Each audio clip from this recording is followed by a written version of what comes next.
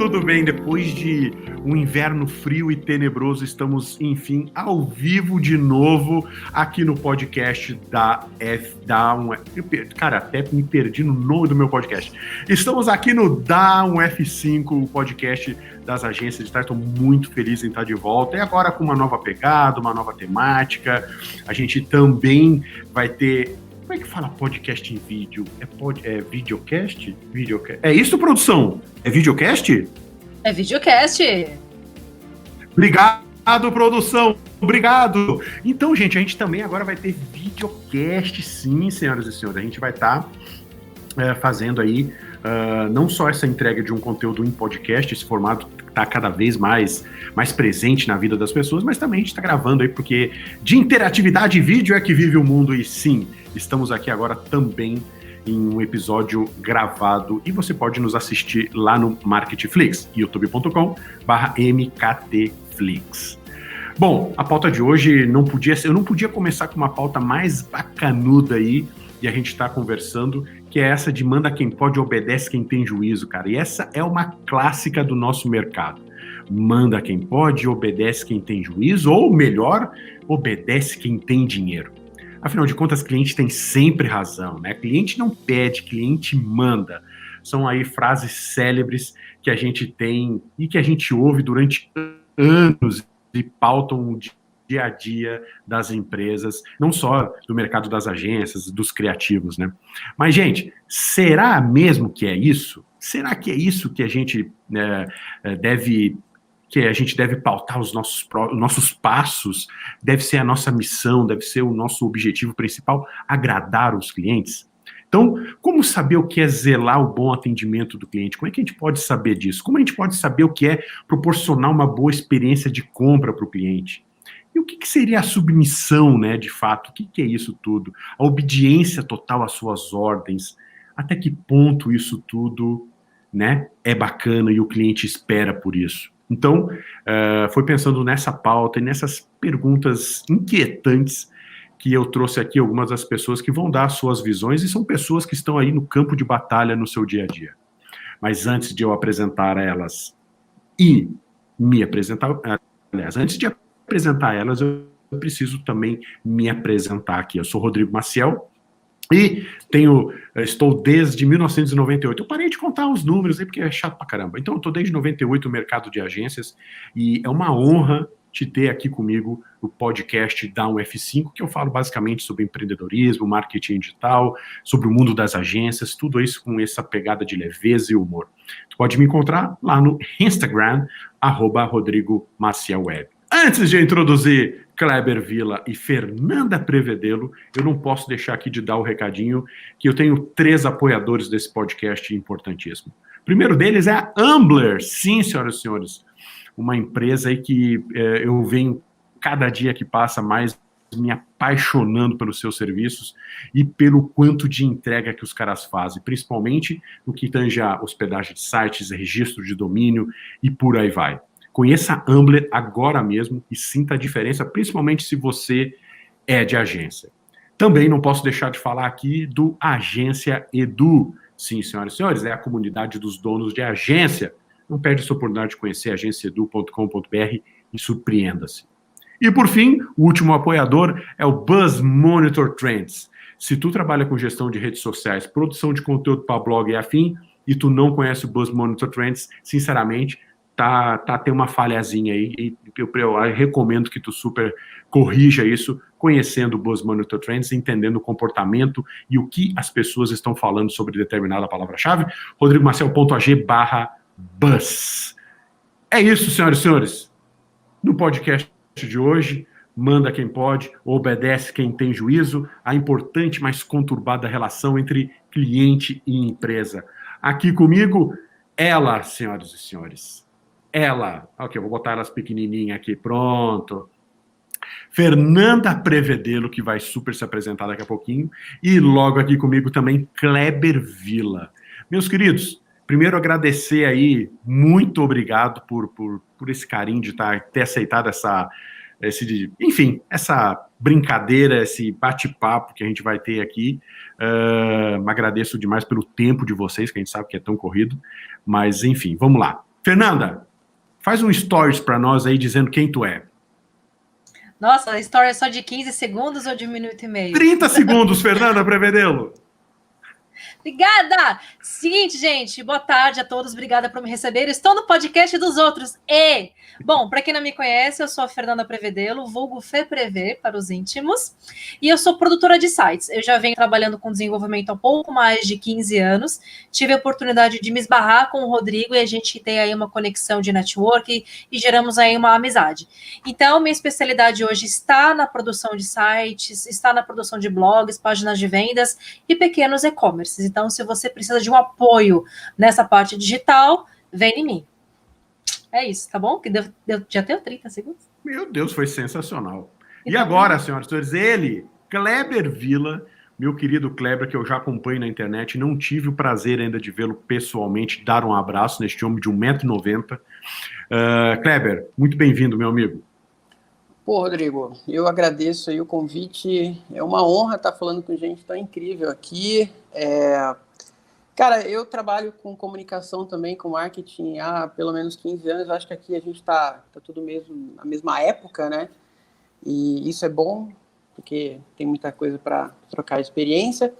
E o meu foco, na verdade, atualmente, é trabalhar com o que você trabalhava antes, né? Que é com a área de consultoria de marketing digital para empresas, né? Eu não tenho nenhum treinamento digital ainda, mas o meu foco é trabalhar com consultoria, assessoria, já faço isso há bastante tempo e é uma área que eu gosto bastante. Só resumindo um pouquinho aqui, estou um pouco inexperiente nessa questão de gravar podcast, embora eu estou tentando aprender, então se tiver algum erro aqui, me perdoem. Cara, zero compromisso com o erro, a gente ama o erro. Vamos começar então o nosso bate-papo aqui, e eu queria trazer uma questão aqui que eu acho que é bem importante, e eu queria que a gente fizesse aí uma autoavaliação, uma autocrítica, né? A gente, claro, vai falar do ponto de vista de nós, prestadores de serviços, mas eu queria entender antes de ser fornecedor, nós somos clientes, né? Eu queria que a gente desse esse passinho atrás e perguntar para a Fê primeiro, e como é que é a tua relação com os teus fornecedores, Fê? Como é a Fernanda como cliente, vamos dizer assim? Bom, eu como cliente, Rodrigo, eu sou bem exigente. Tá? Eu costumo realmente, acho que pelo fato de eu ser muito crítica comigo mesma, eu acabo sendo muito crítica e acabo exigindo bastante dos meus fornecedores. Então, não que eu não seja assim, exigente a ponto de não passar nenhum tipo de erro, eu compreendo muito a questão de acontecer percalços no meio do caminho, problemas, entendo essa diferença e o equilíbrio de vida profissional, vida pessoal, até porque algumas coisas que eu recebo de, olha, Fernanda, vou precisar atrasar, olha, você me desculpa, aconteceu tal coisa, eu não tenho problema com isso. O problema que eu tenho é quando o prestador de serviço, ele some, ou ele mente, ou ele dá de migué, entendeu? Dá de João sem braço. É esse tipo de postura que eu não gosto. Então, da mesma forma que eu procuro não ter esse tipo de postura com os meus clientes, eu acabo transpondo esse sentimento também para a Fernanda cliente. Então, algumas pessoas acabam dizendo, você é dura demais, tá, não sei o quê. Então, eu concordo, houve épocas em que eu era muito assim, pedra no fogo, mas agora eu estou mais tranquila, não afrouxando a minha exigência. Mas eu vejo que, eu vou comentar isso mais para frente, mas o segredo mesmo do bom relacionamento, estando nos dois lados, é com relação à forma de se expressar, é um pouco também de ter empatia. Então, só recapitulando aí minha linha de pensamento, eu como cliente sou muito exigente, mas ao mesmo tempo eu procuro compreender o lado do fornecedor quando acontece alguma coisa que não estava prevista. É isso. Bem como tu falou, o exercício da empatia, né? Tu tenta te colocar no lugar e tal. E outra coisa que tu falou que eu acho que é bacana, e depois a gente vai contextualizar nós três juntos aqui, mas tu falou que eu acho que é esse exercício que tu faz de que tu exige aquilo que tu entrega para os teus clientes, né? Então é mais ou menos essa relação aí. E o Kleber? Como é que é o Kleber como cliente? O Kleber como cliente é bem calmo, é bem tranquilo, só que também é bem explosivo, né? Eu acho que essa questão da gente buscar qualidade para aquilo que a gente está, porque querendo ou não, os nossos fornecedores, quem responde por eles, para o nosso cliente, somos nós, né? Então, isso acaba colocando a nossa pele ali, né, a nossa cara. Então, óbvio que a gente tem que ter muito cuidado, tem que ter a cobrança, tem que ter o acompanhamento, Mas eu costumo ser mais tranquilo, um pouco mais calmo. Mas também não pode pisar na bola, como, por exemplo, a Fernanda falou, né? Se acontece de ter problemas, quando o cara some, o cara estoura a deadline, por exemplo, obrigatoriamente a gente precisa ter um posicionamento um pouco mais explosivo, saber cobrar, né? Mas essa gestão de pessoas é algo que a gente tem que lidar tanto do nosso lado como cliente, como fornecedor, né? Então, é difícil, mas o Kleber, como cliente, ele é mais calmo e um pouco mais, hoje em dia, um pouco mais calmo do que era antigamente, né? Isso de carreira eu era bem explosivo também. Acho que com o tempo eu fui aprendendo um pouquinho mais como lidar com as coisas, né? Cara, eu vou dizer para vocês que eu também. Eu sou muito chato. Eu já fui muito mais, eu acho que é bem isso que tu falou. Só para vocês terem uma ideia, até, porque a Fê acho que sabe um pouco desse trecho da minha história, que eu tive uma hamburgueria, e eu até ter uma hamburgueria, e aqui fazendo minha meia-culpa, cara, eu super, não é que destratava, mas eu não era nem um pouco amigável com os motoboys. Cara, eu achava eles, na verdade, um meio atrapalhador entre o lanche na cozinha e a minha boca, sabe? Eu achava que eles eram os caras que mais atrapalhavam essa relação entre cozinha. E quando eu fui ter uma hamburgueria, eu fui entender a importância desses caras. Hoje a gente está vendo isso, né, na pandemia, o quanto esses caras são importantes. Pega o chuva, a gente está no quentinho, eles estão ali no frio. Mano, sério. Então, esse exercício aí a gente acaba se distanciando, às vezes, como cliente, e achando que a nossa vontade ou desejo é soberano, né?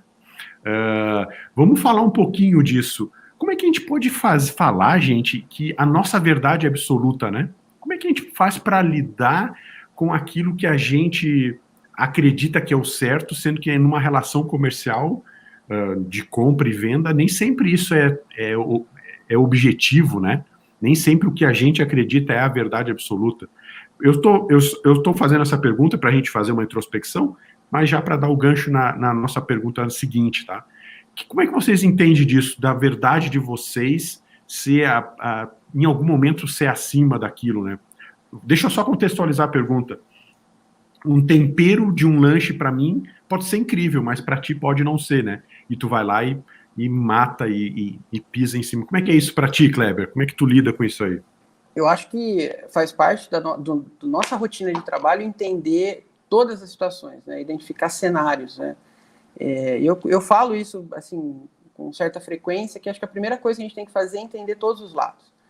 No meu ponto de vista, por exemplo, a gente nunca está 100% certo, né? Existe sim a necessidade de analisar todos os lados, entender a situação e, às vezes, se você constatar que você está errado, você precisa ter a humildade de abaixar a cabeça e aceitar a opinião, por exemplo, de outra pessoa.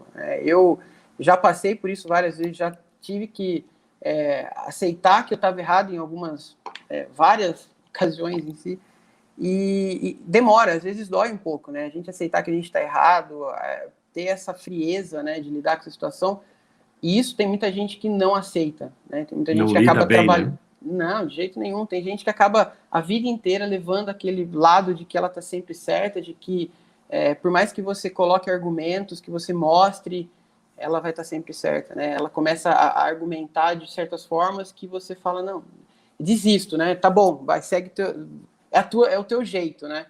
Mas eu acho que a base de toda essa questão, tanto do nosso trabalho quanto de analisar quem está certo ou quem está errado, é realmente de ter uma análise, né? De você ter ali, colocar a tua experiência em jogo e a experiência da pessoa, seja um cliente, seja um fornecedor, porque ele também tem razão, às vezes, no ponto de vista dele, né? Falta você debater, às vezes, justamente para poder chegar no bom senso, né? E isso, às vezes, falta, né? Principalmente quando a cabeça esquenta demais, né? Você tem aí alguns perfis que são extremamente esquentados e não conseguem ter esse entendimento, e aí a coisa piora, né? Ô Fê, essa relação para ti, que tu é uma menina de Capricórnio, de Leão, de que é? Que signo tu é? Eu sou de Áries, Satanáries. Ai. Esse já vai ser, eu já vou botar essa frasezinha na thumb do podcast. Satanáries. Sensacional. Ô Fê, eu queria te perguntar nesse sentido aí. será que a gente é tão especial ao ponto de fazer essa autocrítica? Ou será que as outras empresas simplesmente negligenciam essa relação entre cliente e fornecedor? Porque como é que a gente faz essa autocrítica de se posicionar no lugar do outro? As outras empresas não fazem isso, será? O que tu acha? Eu acredito que, para mim, relacionamento ele é uma arte, né? Então, assim, a forma como você se relaciona com as pessoas, ela vai ditar a forma como você recebe também o retorno desse relacionamento. Eu tive muito mais retorno positivo a partir do momento que eu comecei a diminuir as minhas expectativas com relação ao retorno desses relacionamentos. Explico. Né? Como os nossos serviços, em algumas etapas, eles são processuais, a gente meio que tem uma checklist de operações para fazer, e a gente acaba tendo uma determinada expectativa, até para cumprimento de prazo, para honrar o cronograma, enfim. E me frustrava muito quando chegava a alguns pontos em que eu partia daquele cronograma e alguma coisa dava errado, sabe? Eu sou uma pessoa que tem um grau de frustração muito alto. Então, esse ponto de manda quem pode, obedece quem tem juízo, houve uma época na minha vida que eu tinha isso como verdade, hoje não mais. E por quê? Exatamente por conta dessa realidade que a gente tem, onde as mídias sociais elas foram provedoras de uma nova linha de pensamento, em que a gente não está mais uníssono na comunicação, né? A nossa comunicação hoje ela não é mais de uma via só. A gente está se relacionando e automaticamente a gente está criando as nossas próprias bolhas. Então, ponto 1, a nossa verdade não é absoluta. Ponto 2, a nossa rotina e os nossos costumes também não são absolutos. Então, pelo fato, vou dar o exemplo do sabor do hambúrguer que você falou, né? Acredito que o chefe, quando ele estava criando essa receita, ele criou aqueles sabores, aqueles ingredientes. Primeiro, pelo fator dele já ter um conhecimento através das combinações dos ingredientes e pelo bem comum. Mas, obviamente, vai ter um ponto que aquele bem comum vai sair fora da curva, vai ter ali uma anomalia, né? Vai ter alguém que vai falar, olha, não gostei da combinação de carne com queijo. Você é maluco, mas ok, tem gente que não gosta, paciência. Então, o que nos cabe a fazer quando uma situação dessas acontece? A primeira coisa é, novamente, o exercício da empatia. É engraçado que quanto mais a gente, nós da área de comunicação, mais nos aprofundamos, né, em metodologias, nos especializamos e tal, a gente vai partindo mais para o mundo das humanas, né? Eu venho falando isso, que eu nasci no mundo da tecnologia, para vocês terem uma ideia, eu fiz meu primeiro curso de informática com 10 anos de idade, fiz tecnólogo na faculdade de web design, meu colegial técnico, antes disso, foi processamento de dados, então parece que eu fui direcionada a trabalhar com máquinas, mas o mundo está me levando automaticamente para o lado, não tem como você trabalhar com máquinas sem trabalhar com pessoas, então a gente vai ter que entender as pessoas. Então, Fernanda, obedece quem tem juízo e manda quem pode, manda quem tem dinheiro? Não, minha resposta hoje é não. Eu acredito que, sim, o prestador de serviço ele tem que ditar as regras, tá, a meu ver, porque é ele que está sabendo como serão as etapas, os processos, onde ele tem que chegar, qual é o resultado de desejo do cliente, mas eu não posso ter simplesmente a interferência inquestionável do cliente chegar para mim e falar, olha, faz assim, faz assado, é aquele meme, sabe, do cliente pegando a mão assim no mouse e guiando, não é assim, o cliente ele tem que compreender a prioridade, né, na autonomia do prestador de serviço, mas eu vejo que cabe muito mais ao prestador de serviço falar, olha, o papel é assim, assim, assado, eu vou participar e vou ter o pedido da tua participação nessa etapa do projeto, é um trabalho em conjunto, sabe? Não é esse negócio que nem o Kleber falou, que trabalhar com gente testa de ferro é cansativo e contraproducente, eu concordo plenamente, não dá. Tem que ser flexível, porque vara que não é flexível quebra mais cedo. Foi lindo isso. Fernanda, FIPREVê 2020. Tu tá uma poeta, tu tá bem, insuportável. Meu Deus. Complementando uma coisa. Não, só rapidinho, complementando uma coisa. Por favor. Falou, é interessante como a gente começa a pensar que nem ela falou, por exemplo, que o profissional precisa se colocar na situação e dar o ponto de vista dele, até mesmo para poder manter aquilo que ele foi contratado para fazer, né? Esse lance, por exemplo, e isso acontece também, já atuei na área que você é especialista, eu comecei a mexer com isso um pouquinho na parte de criação de sites e também design, e às vezes já acontecia o caso do cliente sentar do lado E aquela história, tipo, aumenta o logo que eu acho que fica melhor, aumenta a fonte tal que eu acho que fica melhor. Não, joga isso para cá, joga aquilo para cá. E aí quando você começa a olhar aquilo, e você tem o teu ponto de vista técnico, você sabe que aquilo não é o ideal, você tenta entender o que o cliente fala, mas você precisa, obviamente, se posicionar para ele não também imaginar que aquilo é sempre do jeito que ele quer, né? E aí essa história que a Fernanda falou, de você não aceitar essa manda quem pode realmente, né?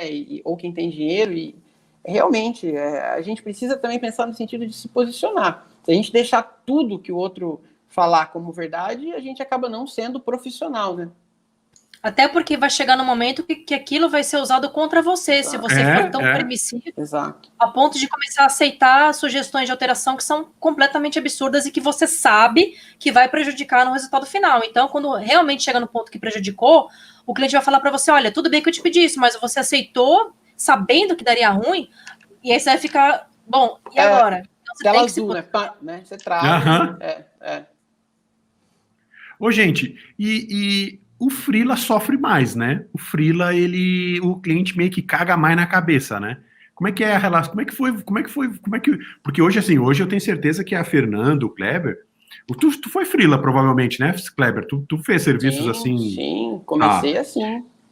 Então, assim, provavelmente a Fê, no começo, ou não sei, né, Fê, tô eventualizando aqui, mas hoje tu tem muito mais empoderamento, vamos dizer assim, para poder dizer não. Com certeza tu diz mais não hoje do que antes. Como é que vocês acham que o freela sofre mais, né? Sofre mais porque, primeiro, é um formato de trabalho que a pessoa ela não é vista como empresa, ela é vista como indivíduo. Então, automaticamente, é uma linha muito tênue entre o profissional e o amadorismo, sabe? Então, ainda mais a nossa área, que é uma área que não é regulamentada, então fica muito complicado porque as pessoas de fora costumam não ter muito parâmetro sobre a determinação de qualidade e profissionalismo. Então, o freela que se comporta realmente como amador, ele vai tomar mais na cabeça. Mas o freela, eu me considero freela, tá? Porque apesar de eu ser urgência, eu ter CNPJ e tal, para muitas pessoas eu sou freela, porque eu trabalho sozinha, né?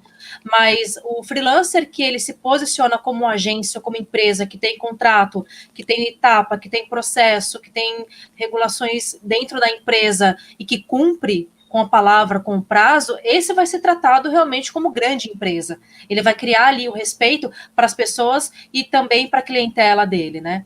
Eu falo isso porque muitas empresas têm comportamento de amadores e que se sujeitam ali a fazer coisas que você fala, não esperava isso de uma empresa.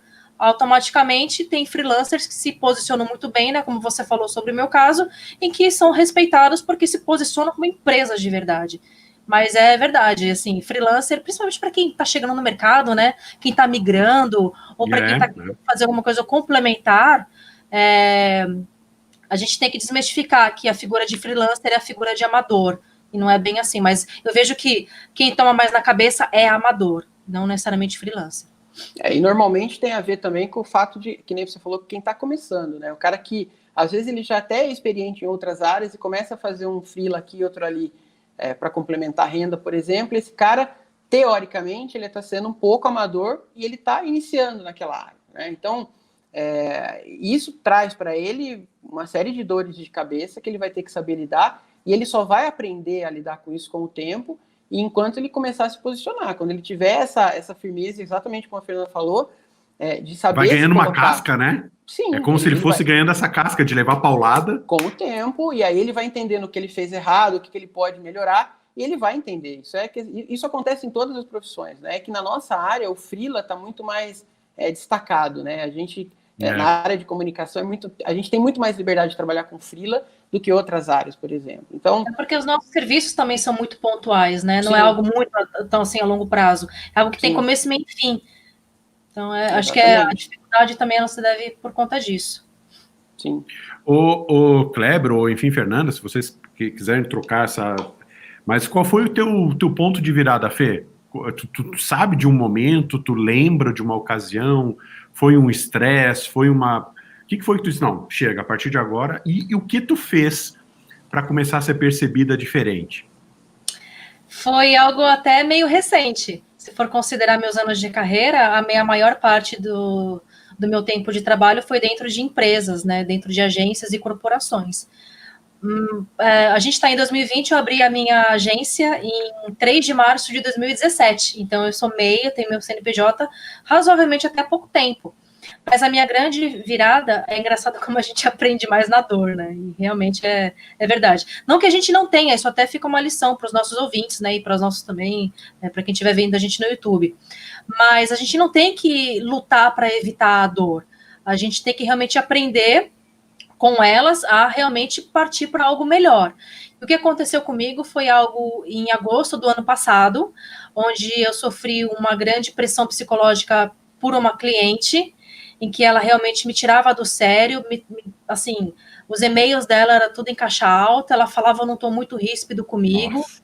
E, inclusive, tem muito a ver com o tema que a gente está falando hoje, né, de quem manda quem pode, e eu falei, não, olha, a partir desse momento, o trabalho, eu fui engolindo para honrar com a parte do meu trabalho, para realmente não dar justificativa para ela usar nada contra mim, e eu falei, olha, a partir desse momento o trabalho está entregue, por favor, não me procure mais, sabe?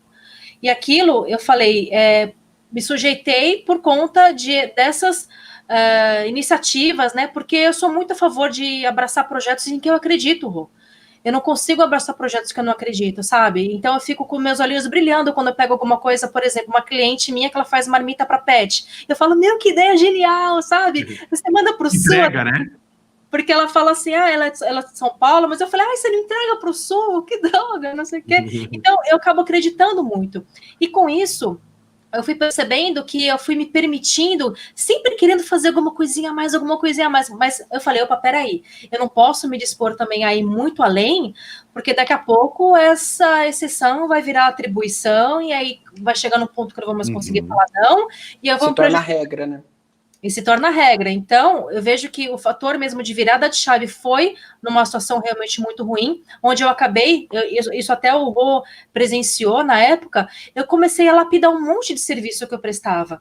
Eu desenvolvia a marca, eu fazia brand, eu fazia gestão de mídias sociais e tal. Eu tinha algumas pessoas que me ajudavam, mas eu falei, não, chega.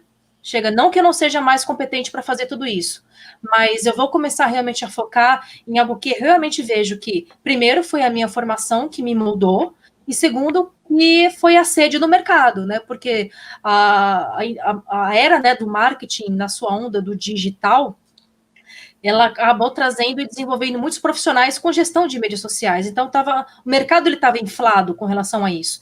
Então, fui tendo a percepção de que não havia tantos profissionais realmente cascudos em desenvolvimento de site. Eu falei, eu sou cascudo em desenvolvimento de site. E aí, eu comecei a realmente a focar mais nisso, e isso tem sido mais vantajoso para mim, porque também tem me atribuído muito mais funções de aprimoramento, né? Porque a gente sabe que no nosso ramo, você ficou uma semana sem ver notícias, sem se aprimorar, sem ler, sem se atualizar, você já está para trás. Então, isso acabou me favorecendo nesse sentido. Então, foi a onda realmente que me deu o basta nesse sentido, foi essa pancada na cabeça. E contigo, Kleber, teve um ponto de virada que tu agora chega? Eu acho que o ponto de virada é de deixar de ser freela para se tornar empresa realmente. Não no sentido só de CNPJ, mas de posicionamento, como eu me portava para cliente, por exemplo. Acho que foi finalzinho de 2007, finalzinho de 2007, quando eu tive um problema parecido com esse da Fernanda, e na sequência um cliente acabou me pedindo nota fiscal, por exemplo, né?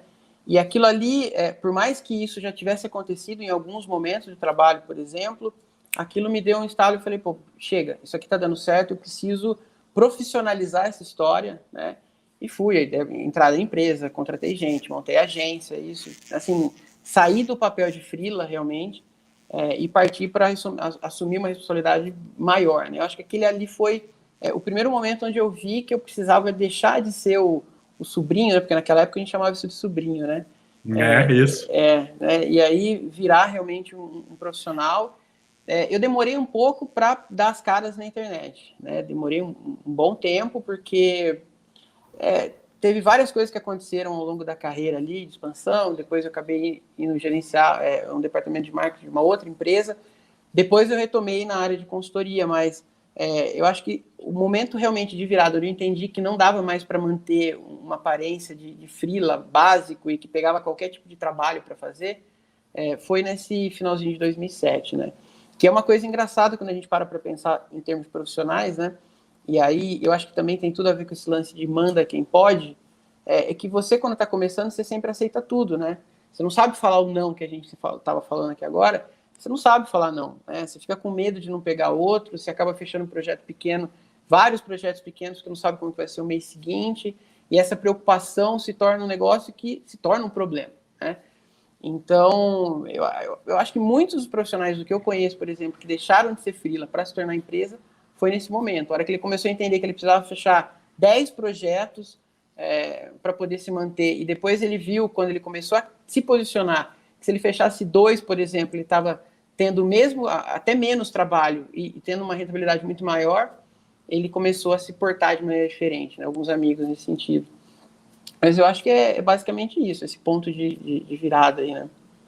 Uhum. Tu sabe que vocês viram que eu participei da OPCON, eu fui como eles falam, o K-Speaker, eu fui o K-Speaker, mano, é muito chique, né, cara? E eu conversei com o K-Speaker, é o apresentador, né? É o cara que apresenta todas as palestras.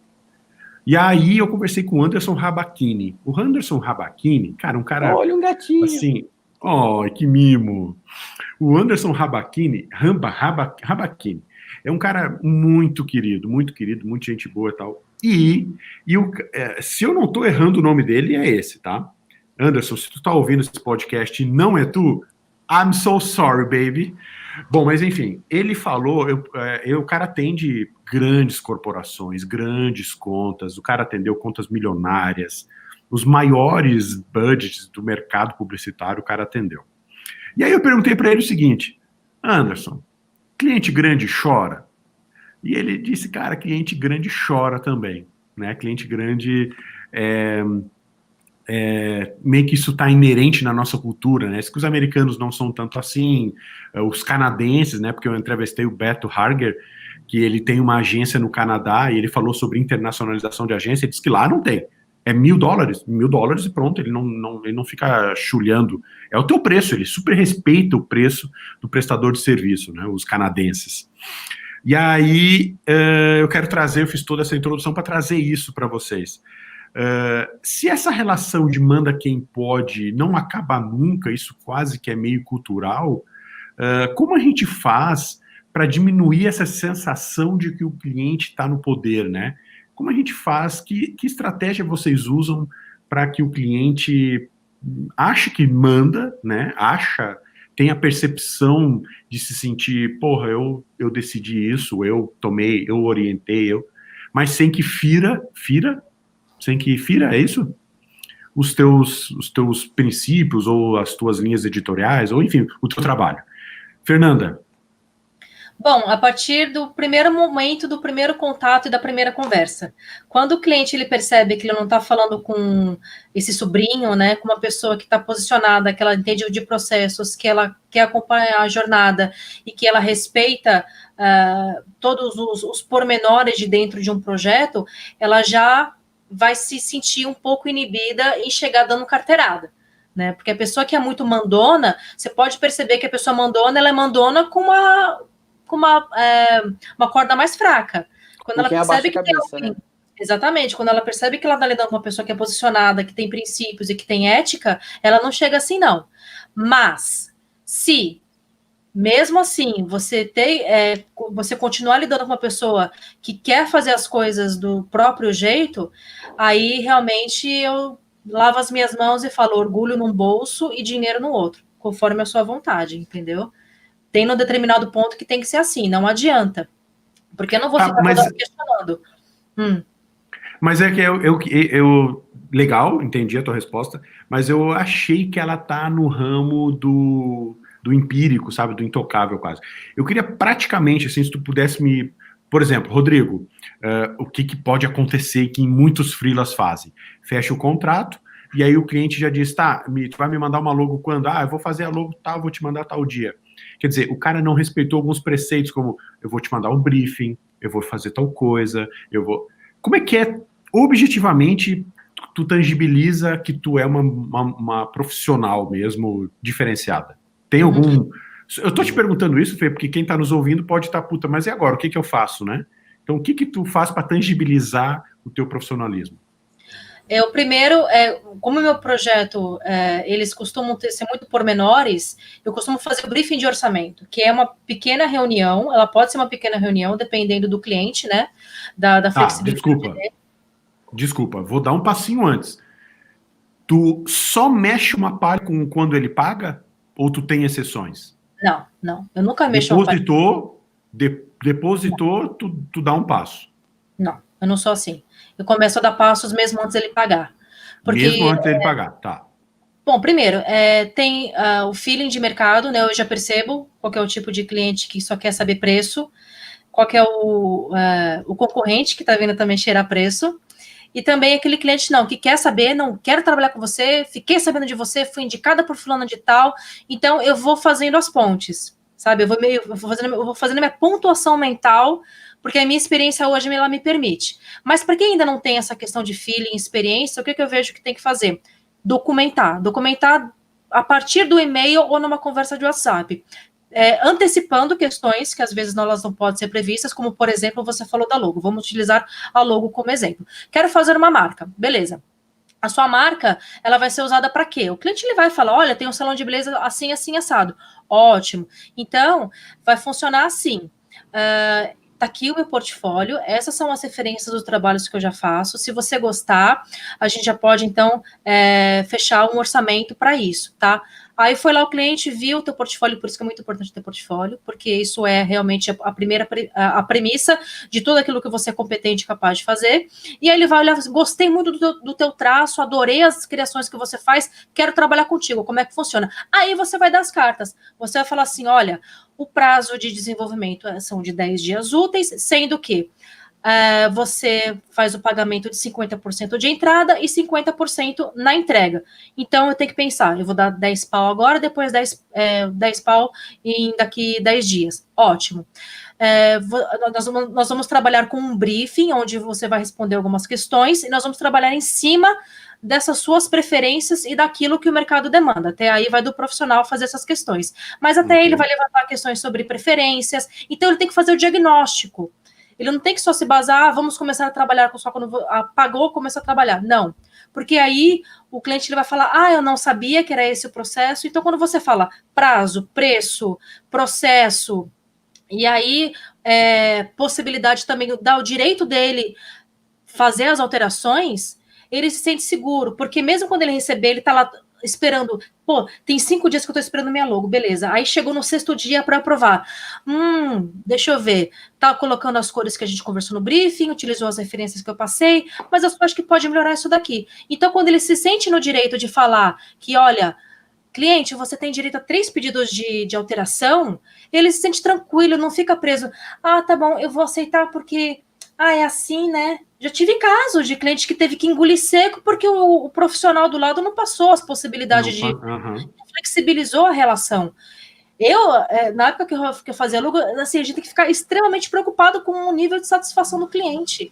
É aquilo que o Rô falava muito em algumas aulas que ele dava do Customer Success, o sucesso do cliente. Sorriso aqui, saia daqui feliz, não seja só meu cliente, seja meu fã, sabe? Então, eu vejo que parte muito disso. Então, esse que é muito o meu processo. Conversa, abro mão mesmo, fico 1 hora fazendo o orçamento, respondo e-mail com carinho, porque eu sei que aquele 1 hora, ela vai ser o fator definitivamente para ele falar sim ou não. Teve cliente que chegou para mim, Fernanda, eu só te contratei porque você não chegou para mim e falou qual era a versão do WordPress que eu queria que instalasse. Você perguntou para mim quem era meu cliente e o que vendia. Você quis saber o que eu fazia e não quais as ferramentas que eu queria instalar no meu site, sabe? Então, atendimento, carinho, colocar o cliente no colo e dar bom atendimento faz muita diferença. É por isso que não tem que ser tudo baseado em dinheiro, sabe? É a minha opinião. Claro. Eu acho que essa questão da humanização... Não, pode falar, Rodrigo, desculpa. Não, eu ia te dizer, e aí, Kleber? É isso. Não, eu acho que essa questão da humanização, ela é fundamental, desde o processo que você está iniciando com o cliente, que ele te encontrou, e aí você começa uma negociação, até todo acompanhamento depois da entrega, né? Você precisa ter humanização, não adianta você ser tão engessado ou só pensar em dinheiro, ou só pensar em fechar um projeto, enfim, você tem que resolver o problema do cara, né? Seja ele qual for, dentro daquilo que você desenvolve. Eu sigo exatamente esse mesmo processo. Acho que a primeira coisa que eu faço com o cliente, depois da primeira conversa ali para poder marcar uma reunião, sempre essa reunião de fit, né? O Rodrigo fala bastante sobre isso, que é você tentar entender se aquela empresa tem fit com o teu negócio, né? Com o que você desenvolve, se vai de acordo com a tua filosofia de trabalho, se você entende que aquilo realmente vale a pena você desenvolver, né? Você não vai ser um cliente que, sei lá, você vai olhar para trás e falar, pô, mas só me deu dinheiro e tal. Não precisa pegar cliente assim? Não, sei lá, eu acho que tem vários tipos. Eu já tive momentos da minha carreira em que eu peguei esse tipo de cliente. Hoje em dia, eu já não aceito mais, né? Ele passa realmente por um filtro ali, e aí tem duas possibilidades até chegar nessa questão. Primeiro, o cara que ainda não tem um negócio, e aí você fica um pouco travado, e você depende de todas as informações dele, né, de uma reunião, por exemplo, para ele poder te passar isso, e aí você fazer essa leitura do cenário, por exemplo.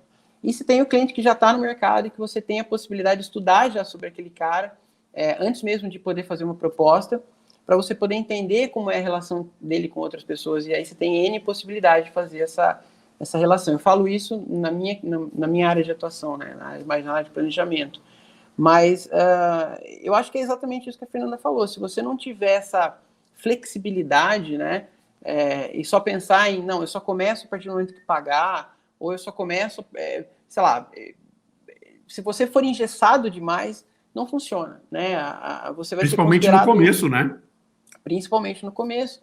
Isso vai te deixar, assim, extremamente mal visto até, né? Eu não acho que você ser visto porque você é caro ou você ser visto por determinado posicionamento, né, mais elevado, seja ruim. Pelo contrário, é bom.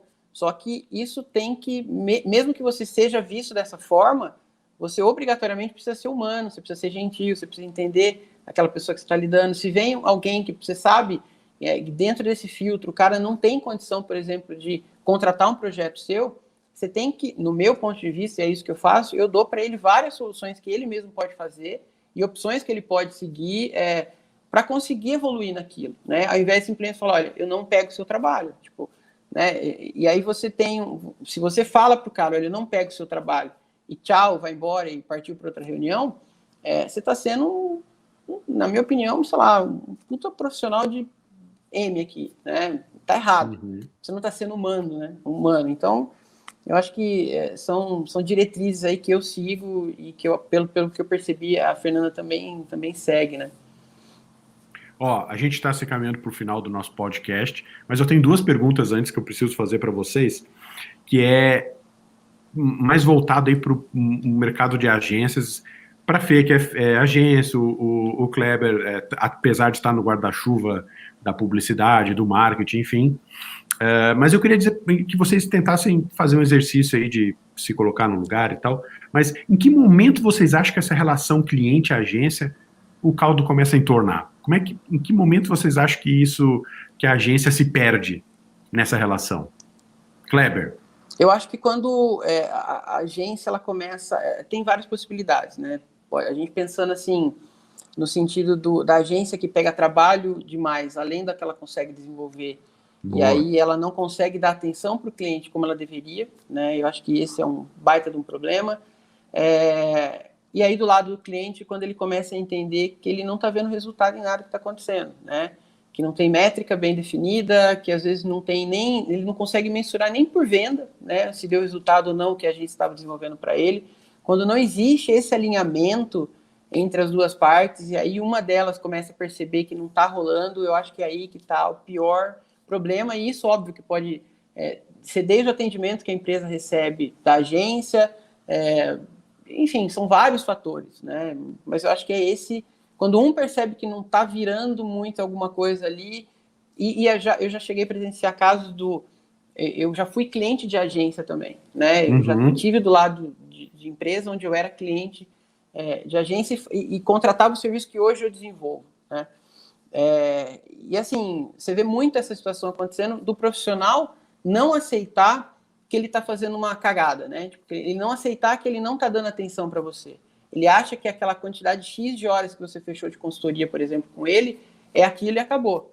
E aí o cliente fica descontente, eu, por exemplo, ficava descontente como cliente, e aí já gerava um atrito, e era a hora que a gente buscava, por exemplo, uma nova agência e começava a descontinuar o trabalho com aquele cara, né?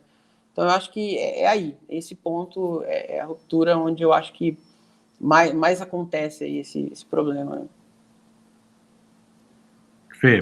Bom, no meu caso, eu também concordo com o primeiro ponto que o Kleber colocou, que é realmente dar o passo maior que a perna, nós como prestadores de serviços, a gente tem um teto para aguentar, né? Um número limitado de projetos para conseguir dar conta. Então, eu já passei por situações assim, onde eu via que o medo de falar não e aquela coisa de começo de carreira, não, se não falar agora que eu vou aceitar o projeto, ele pode dar as costas e não me querer mais. Não, é o contrário, hoje tem cliente na fila esperando eu liberar a agenda para poder atendê-lo. Então, eu vejo que o primeiro ponto é isso, né? É você realmente conseguir pegar o projeto para dar o tempo e cumprir com tudo aquilo que o teu orçamento ele promete, né? O contrato ele promete. O segundo ponto que eu vejo é realmente a falha de comunicação. E hoje não tem mais desculpa. Claro que a gente tem que formalizar algumas coisas em certos pontos. Eu, por exemplo, coloco no meu contrato que qualquer forma de comunicação é válido para você validar o processo. Aí é a etapa. Então, seja SMS, quem é que usa hoje em dia, mas está lá. Mensagem no WhatsApp, e-mail, ou qualquer outro tipo de mensagem expressa, inclusive telefônica e verbal, está valendo para validar o processo. O cliente está ciente. Inclusive serve como documento, né? Exato. Aquilo que tiver documentado serve como documento, entendeu? Ainda mais agora, com a Lei Geral de Proteção de Dados, a gente tem que ficar muito mais claro com as nossas intenções em relação a esses dados. Mas, enfim, isso é um papo para outro podcast. É um outro convite para você, é um outro convite. Obrigada, super aceito. Eu tô ficando fera já na assunto. Tô falando de fevereiro de 2019. Só agora o pessoal tá falando, LGPD, tá bom. Entrou, amigo, entrou. Chegou! Enfim. Então, eu vejo que esses dois pontos são os principais. O resto, eu vejo que eles são plenamente remediáveis com educação do cliente, que é o processo de explicar, fazer o onboard bonitinho. Hoje mesmo de manhã eu fiz um onboard de 15 minutos com o cliente, falando, olha, essa aqui é a nossa pastinha do Drive que a gente vai compartilhar, você vai colocar aqui os seus arquivos, a gente vai fazer o estudo disso, tá, pá. O cliente falou assim, beleza, ok.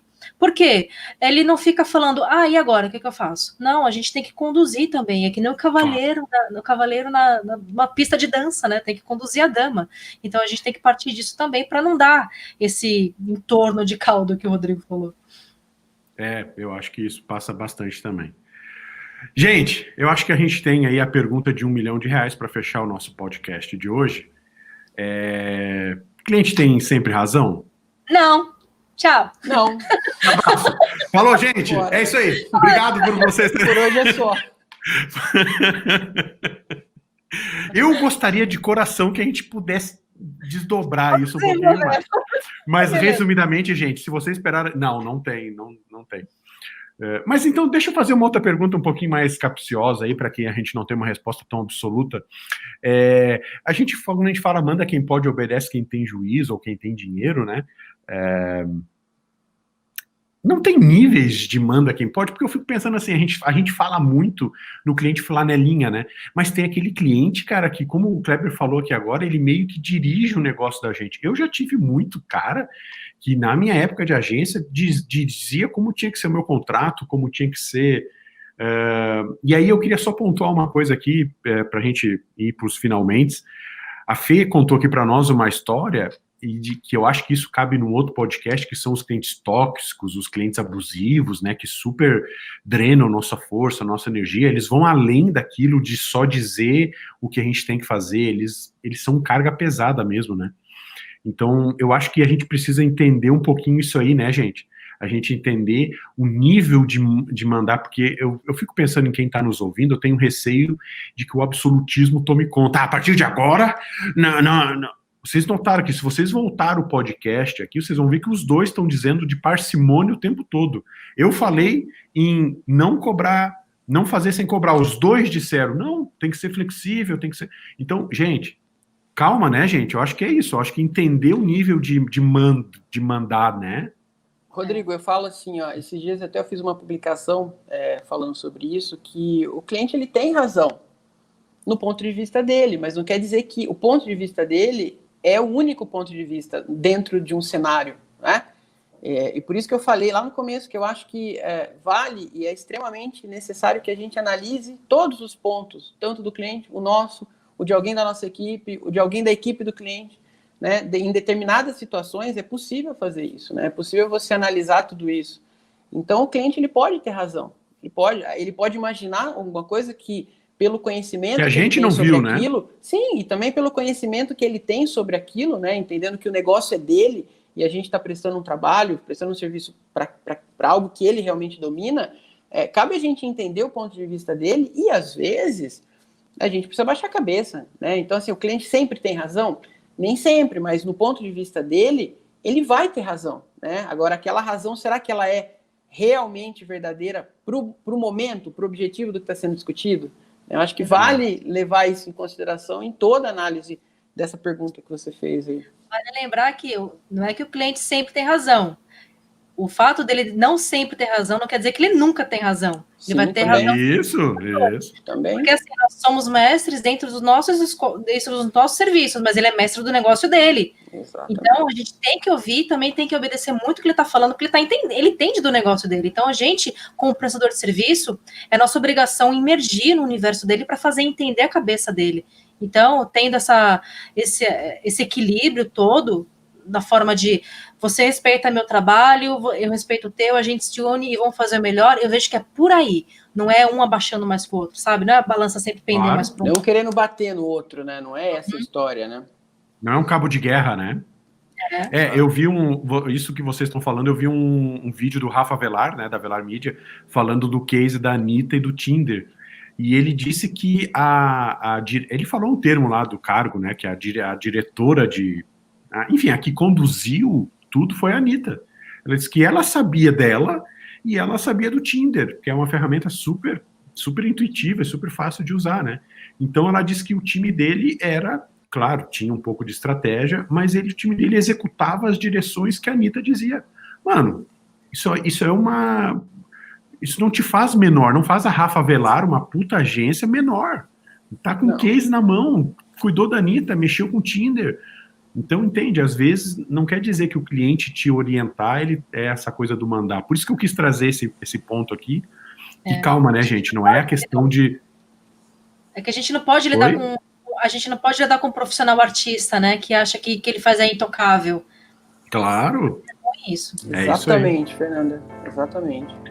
Gente, é com outra frase célebre, uma outra frase dessa poeta chamada Fernanda Prevedelo, que a gente encerra aí o nosso podcast de hoje. Fê, deixa aí os teus sites, teus links, teu telefone, teu WhatsApp pra galera encher de perguntas. Não, tô brincando, o WhatsApp não precisa. Mas deixa os teus contatos aí pra nós. Então tá, gente, olha, meu portfólio, alguns jobs vocês podem ir lá no meu site feprev.com.br. Eu também estou como feprev.com.br no Instagram.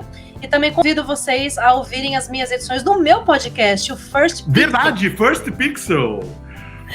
Ele também trata assuntos relacionados ao universo digital, agências, e-commerces e muito mais sobre esse universo. E tem lá um episódio também do Rodrigo falando sobre a promessa das agências digitais em 2020. Claro que sem ter a previsão... Temos que atualizar, né? Temos que atualizar, né? Não tinha Covid na história. Não tinha Covid nessa história. Mas enfim, convido vocês e estamos aí. Estou à disposição se vocês quiserem entrar em contato também, fazer alguma edição de podcast, vídeo, orçamento, tamo junto. Beleza? Um beijo. Obrigada pela minha participação, porque eu sei que eu sou demais. Obrigada, tchau. Gente, eu vou deixar os links tanto da Fê e do Kleber aqui embaixo. Kleber, deixa os teus recados finais aí, amigo. Cara, eu quero agradecer por ter recebido esse convite. Adorei o bate-papo, porque adorei conhecer a Fernanda, não conhecia. Comecei a seguir ela no Instagram depois do convite que você me fez, achei bem bacana.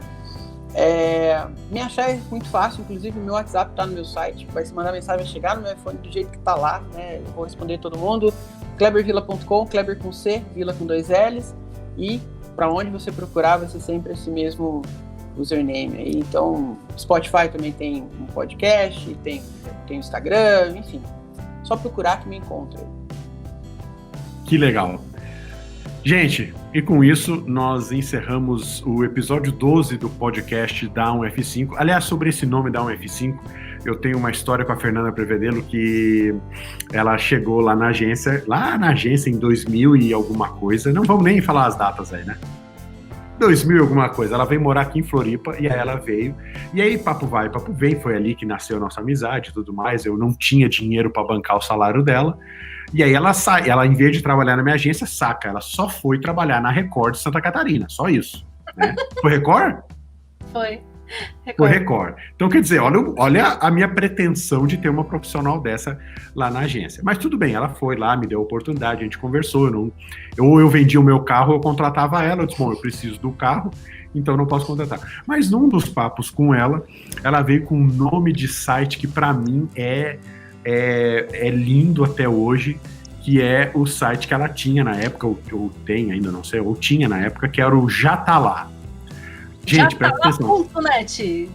Jatalá.net. Eu digo pra Fernanda, por que já tá lá, né? Ela disse, cara, alguma coisa assim, explica aí, Fê. Tu disse, o cliente pergunta. Porque ele, assim, quem desenvolve site, eu já trabalhava como freela em determinados projetos, e sempre tem aquele momento em que o cliente ou o chefe te pergunta, e aí, Fernanda, o projeto está no ar? Já tá lá. E aí ela criou o jatalá.net. E aí eu, com sempre essa ideia de inveja do nome dela, eu digo, cara, tem que ser um nome assim. Eu pensei, cara, não tem outra coisa que a não ser que era duas coisas que a gente dizia, o Já Tá Lá. Eu disse, cara, Já Tá Lá, dá um F5. Atualiza essa porra desse navegador aí, porque, né? Então, esse nome, Fê, quero te dizer que foi inspirado no Já Tá Lá, porque foi assim como o Já Tá Lá, então? Foi daí que saiu o Dá um F5, porque eu disse, não vou roubar o Já Tá Lá dela, né? Então eu disse, já tá lá, então beleza. Então eu vou dar um F5. Cara, dá um F5 porque o site eu já atualizei, cara, eu já subi os arquivos. Dá um F5. Limpa o cachê do teu navegador. E aí nasceu. O nome de podcast, limpa o cachê. Limpa o cachê. Ai, cara, que ótimo. E com essa história antiga, eu encerro o podcast Dá um F5. Obrigado mais uma vez vocês dois por me dar a oportunidade de ter vocês na minha volta ao podcast, e um beijo no coração, sucesso cada vez maior para vocês, fiquem com Deus, e para você que está nos ouvindo e nos vendo lá no Marketflix, a gente está lá no Spotify, a gente está em todas as redes, eu pago $6 todo mês para poder estar respingando em tudo que é lugar, naquela porra do programa lá que eu pago lá $6. Se tiver mais barato, Fernanda me indica, porque daí eu migro, né, em vez de $6. Anchor FM, de graça. Anchor FM? Inveja dela, odeio ela, vou tirar ela da minha live agora mesmo. Tô também lá no Spotify, tô no todos os picos, tá na Apple agora, eu estou até na Apple. Nem sei o que eu ia dizer, eu só sei dizer que a gente encerra aqui, um beijo e até semana que vem, no episódio 13 do Dá um F5. Tchau, gente! Tchau, Rodrigo, tchau, Fernanda, é um prazer estar aqui.